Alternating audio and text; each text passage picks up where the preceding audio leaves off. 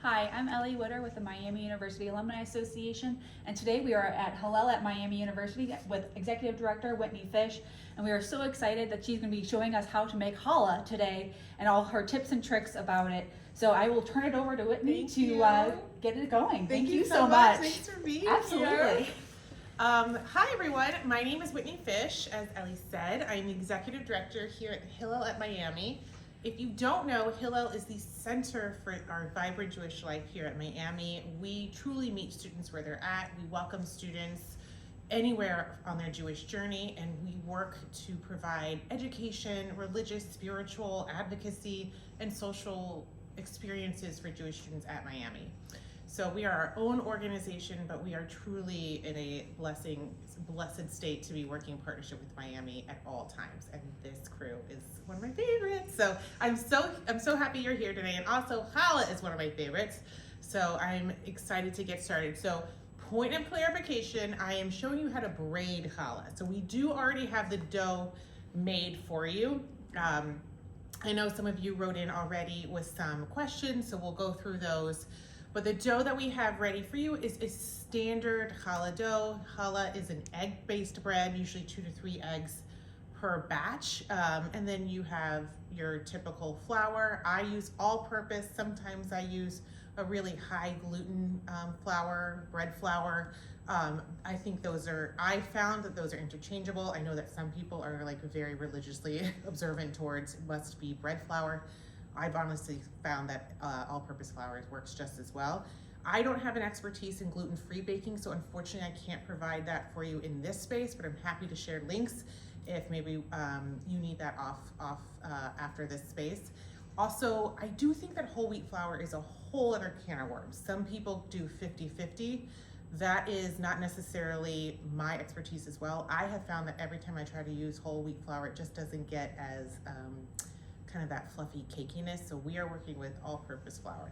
I want to walk you through a 6-strand braid, which is my favorite. I'm going to walk you through how to do a funfetti sprinkle challah, which is my kid's favorite.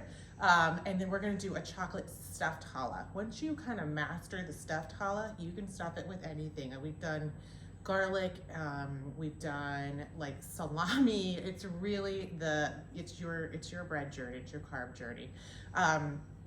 Typically challah is had every Friday night at the Shabbat or Sabbath dinner table, as well as at lunch, and typically in more observant households, the third meal of Shabbat, which is in the evening of Saturday before the sun goes down. That meal is called the third meal, but it's not actually a dinner. So the word challah is based on the Hebrew word meaning separation, and there's a custom that before you start braiding and before you start baking your challah, you are supposed to rip apart an olive-sized amount of dough and burn that as your portion to God, to symbolize the fact that the bread, which used to be challah, used to be called showbread in biblical times. There should be 2 loaves on your Shabbat table, and those represent the 2 portions of manna that fell from the sky during the Exodus in Egypt. And so traditional, more observant households might make, I think the traditional amount is, I think it's 11 pounds of flour per their challah bake, and that's when you do the burn. You pull apart, you say a prayer, a bracha, and then you burn that extra portion as your representation, as your sacrifice to God. If you traditionally, again, if you use less than I think it's, don't quote me, 11 pounds of bread, you don't have to do this separation, but it's a nice thing to do. It's like a connection, so you might as well. You're not going to get in trouble. You're also not going to get in trouble if you don't. So just a little bit of history of challah and where the word comes from. The bread wasn't actually considered challah, wasn't called challah until around the Middle Ages. Okay, so free history lesson. Okay, not a history major or teacher. So first we're going to get started on the 6th braid. So I will tell you, I have been making challah for about a decade. It took me a very long time to feel confident and comfortable in my challah making. I tried every recipe under the sun weekly. I am not kidding. This was like my my thing I was gonna master as like a Jewish woman and a Jewish mother. I'm gonna master brisket and I'm gonna master challah. It's very cliched, but I have mastered both, and I served and make them here. And I feel really excited that I can serve brisket that tastes delicious to our students, to give them that kind of warm, home, cozy feeling. Okay, but it's taken me years to master a recipe. My favorite challah recipe is from Jamie Geller.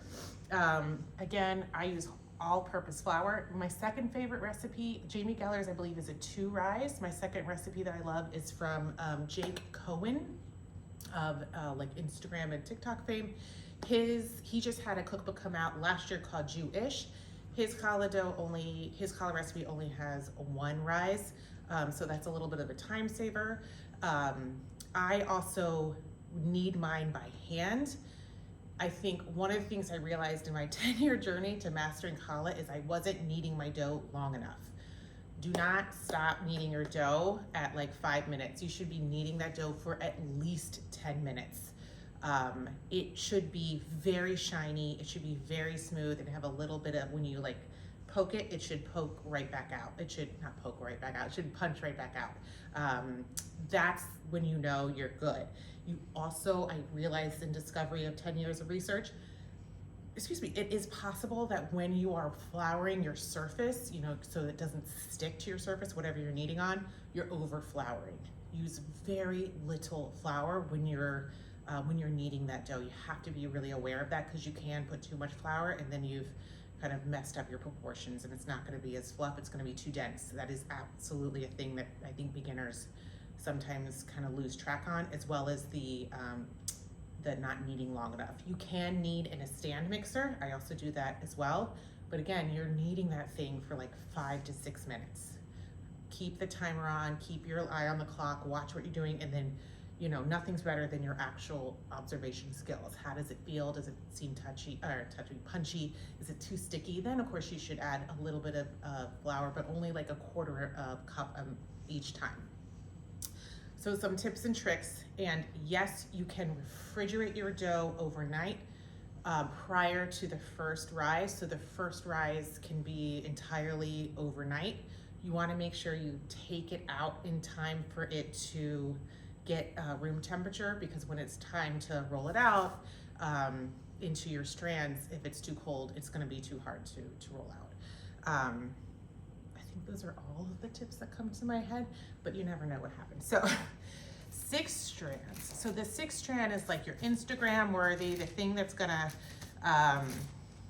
get all your friends oohing and eyeing. Why don't you go into baking? Oh my God, this is stunning. Your 6 strands.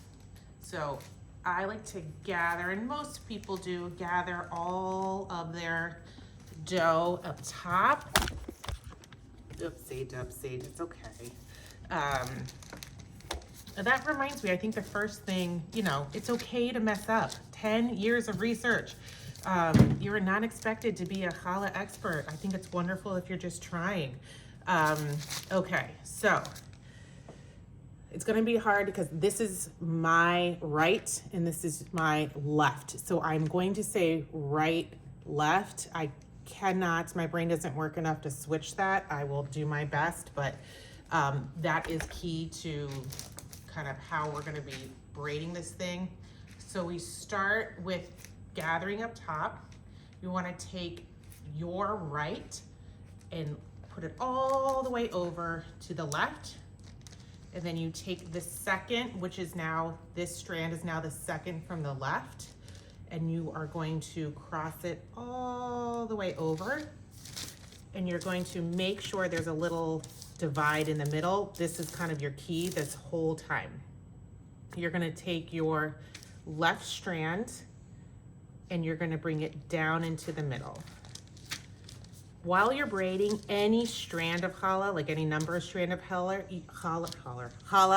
you wanna make sure you're not pulling too tight enough that it stays together, but loose enough that it can still, there's gonna be a little bit of a rise in the oven. Then you're going to take the second from right and you're gonna cross over so that it's now the first from the left. And then you're, again, splitting it down the middle.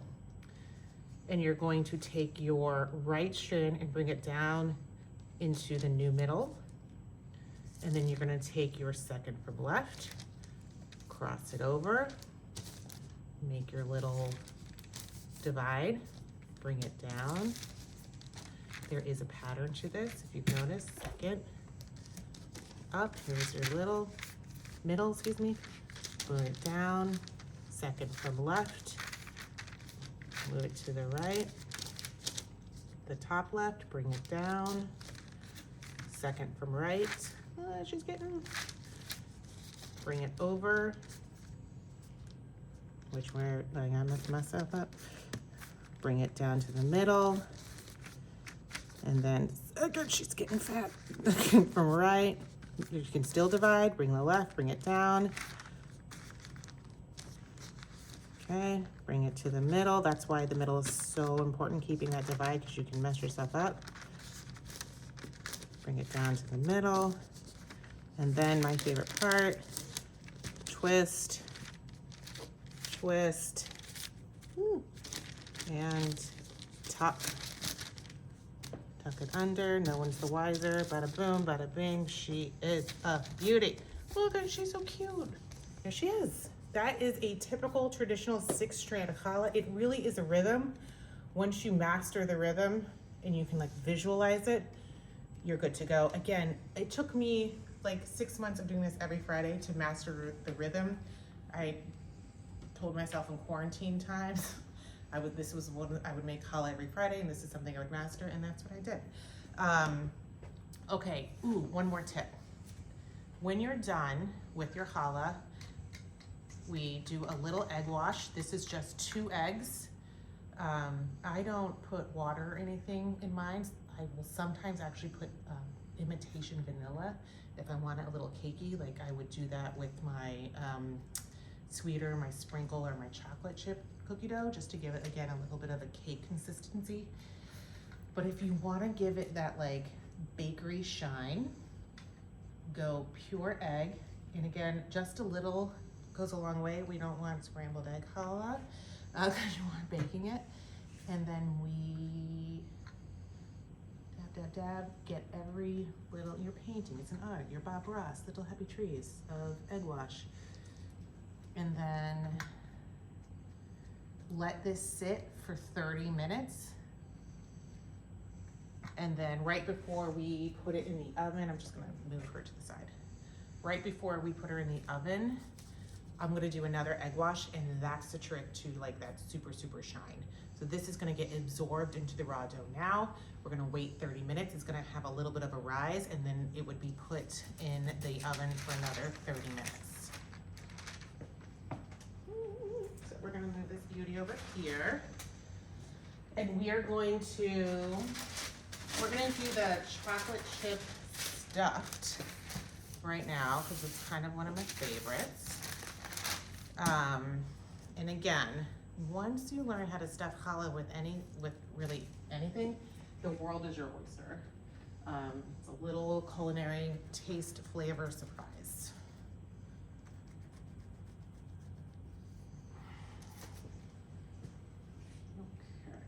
Okay, so we're just gonna do a 3-strand challah. And again, you know, any challah is a beautiful, surprising, and unique challah. So 3 braids, 6 braids, it does not matter. It's all very exciting and good for you for just like attempting to bake. Okay, so 3-strand. The trick for stuffing challah is you need to press down in the middle, just the middle of each strand. You want to save the end, so it almost looks like a boat of some kind. So it's just flat in the middle there. We're gonna go each side, just 2 fingers. And again, your challah dough is nice and springy, so it'll probably bump back. So right before you stuff, you might give it a little extra tap tap. But make sure you have these to pinch, and you'll see why. Okay, so again, I am just doing chocolate chips to be for time, but you could do chocolate chips and marshmallows and get a little s'mores action. You could go savory, fill it with cheese, chopped tomatoes, onions, yummy. Okay, now this is where we get the tricky but fun part. You kind of make a fold envelope. So you press down with your index finger, pull up, I hope I'm not blocking you, and you twist and pinch. Twist and pinch. You're not gonna tear it, so feel free to shove it down in there, press it down, give yourself the extra dough on top to really pinch it tight. Okay, and then to give yourself a little extra roll so that it stays in that perfect kind of strand tubular shape for braiding. Bada boom, bada bing. You would have no idea. It's magic. Okay. You could do chocolate chips and then like marshmallows in this one, or chocolate chips and what else goes with chocolate chips? White chocolate chips, peanut butter. I don't know. Don't do peanut because that'll actually melt out. Don't do that. Don't also stuff it with sprinkles, as I learned as a young challah novice, because the sprinkles will just melt directly into the bread, as will something like a jelly or a jam. So it's got to be something that will like harden afterwards. So I'm just gonna once again stuff. Okay.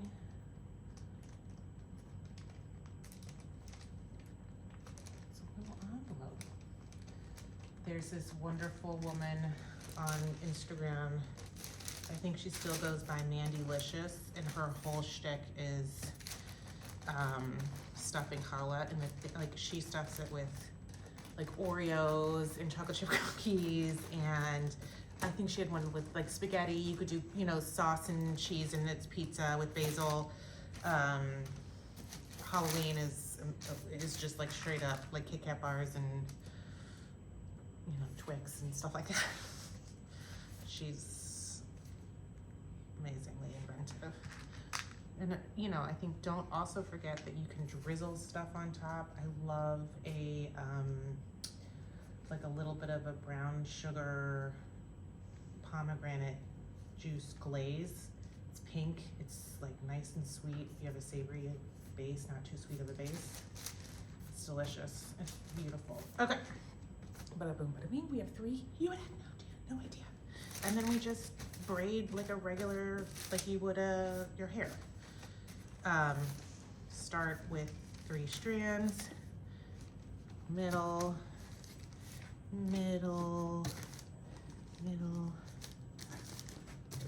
again, tight, but not too tight. You want to give it room to rise a little bit. Tuck and fold, my favorite. Just tighten it down here.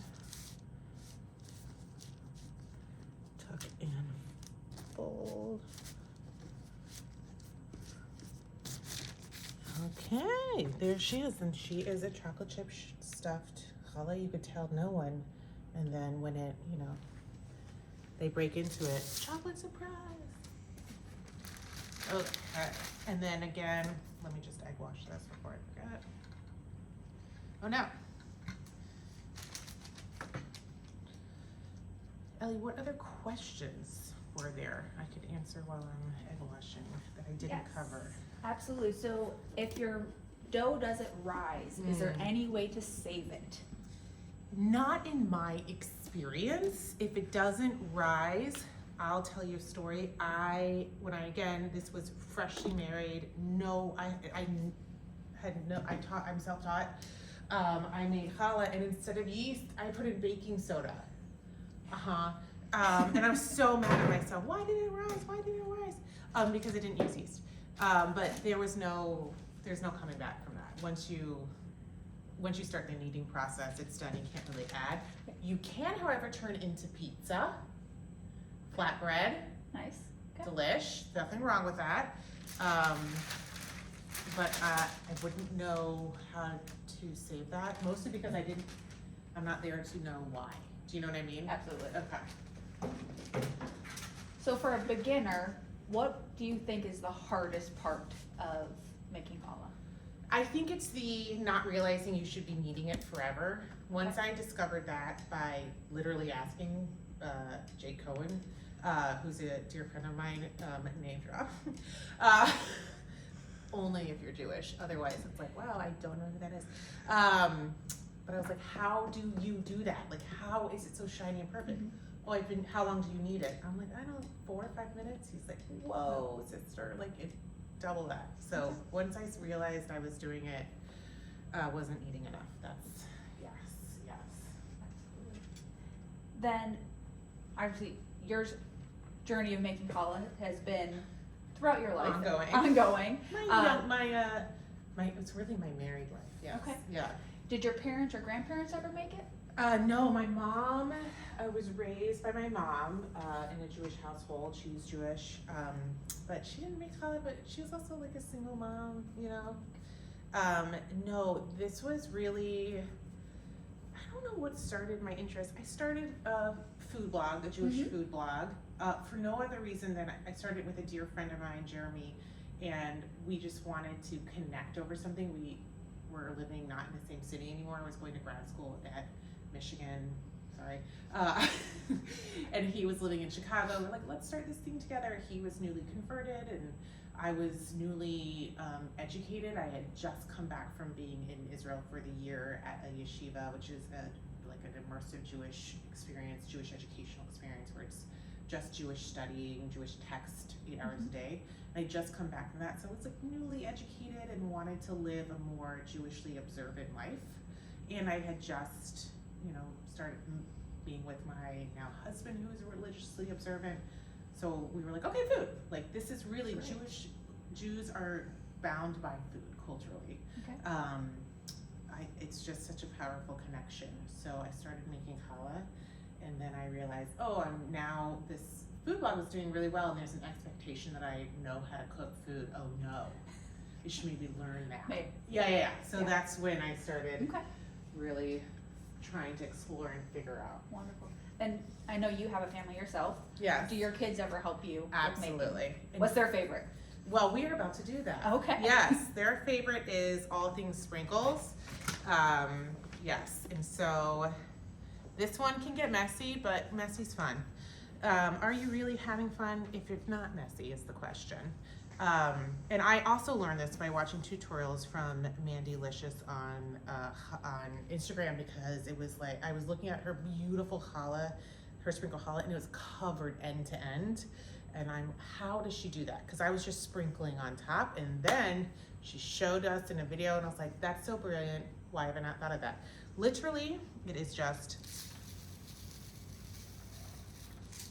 okay, we're gonna use the egg wash just to get it a little bit wet. Just a little damp.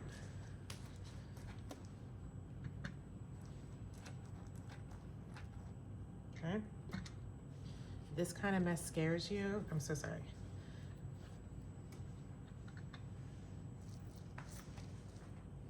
And then you just look at that. It's a rainbow party. It's so fun. Oh, it's so pretty. I love rainbows. I love sparkles. I love sprinkles. Okay.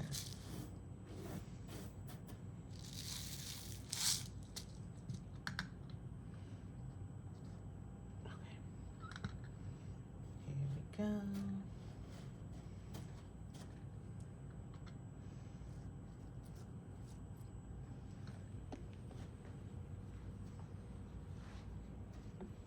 So pretty. Like, I'd never get tired of this one ever. If I make one of these though with the kids, I have to also make a plain one for my husband, who doesn't love the sweet, because we loved it being our Shabbat challah in like the hummus and the kind of dips that we do. Oops, it's already covered. Let's see, just dab it a little bit more right here.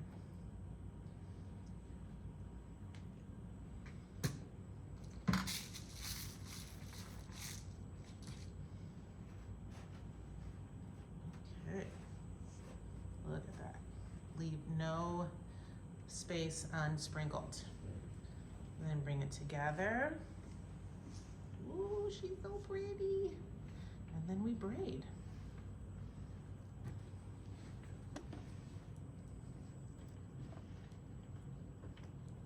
Oh my gosh. That is a party. I don't know how you can be in a bad mood or have a bad day if this is on your table. And then because I'm a stickler, I am going to then even coat it some more from the ones that fell off. And then she will go in the oven.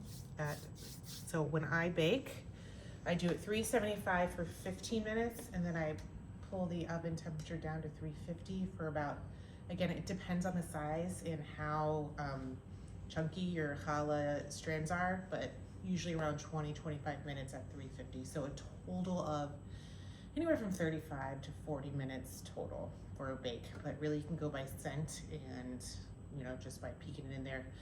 If you ever watch British Bake Off, they like tap their bread at the bottom. That's to see if it's hollow. That's to let them know that it's fully cooked inside.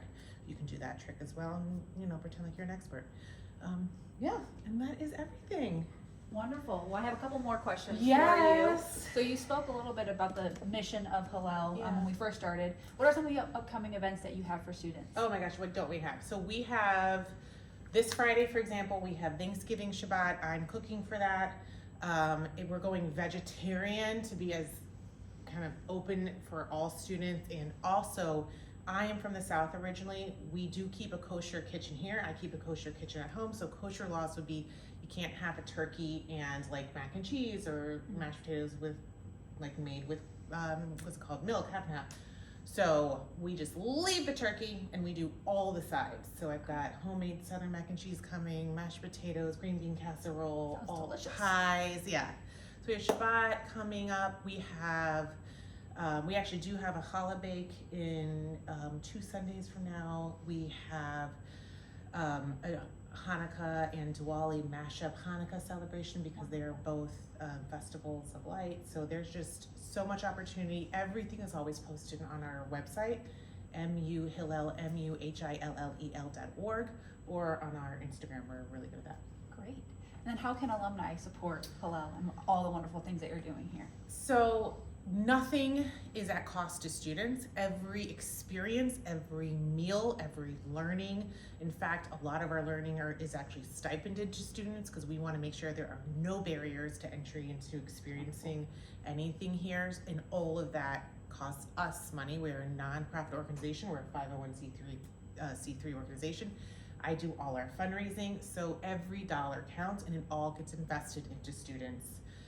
This building, all of this, we provide the funding for, staff, interns, we have paid interns. So truly, how can people be supportive? I mean, donations help. Absolutely. This doesn't, it takes a village. So that is key to everything. And we can share that information in the follow-up email after this webinar. We can have all those links to the website, to your Instagram. Thank you. All of those things can be available so our viewers can see Thank that. you. Absolutely. So thank you so much. Yeah. I'm excited. Like I know, she's so you can do pretty. so many different things with. I know, and if this were what, the Instagram moment Exactly. this would be, are you kidding? That's Yes. wonderful. Yeah. So thank you all for watching and thank you for being here. We're Thank you so much. love to have you all the time. Thank you. And thank you again. I think we're going to try and do this again in the spring, Yes. possibly around Yes. Passover. So keep an eye on Yes. that. We'll have that Probably on our- closer to Purim since Passover Okay. we don't do the bread. Absolutely. Yes, yes. Wonderful. Well, thank you all so much. And if you want any other information about Hillel or the Miami University Alumni Association, we will have all that information in the follow-up email after this webinar. Thank you all so much. Thank you. Shabbat shalom.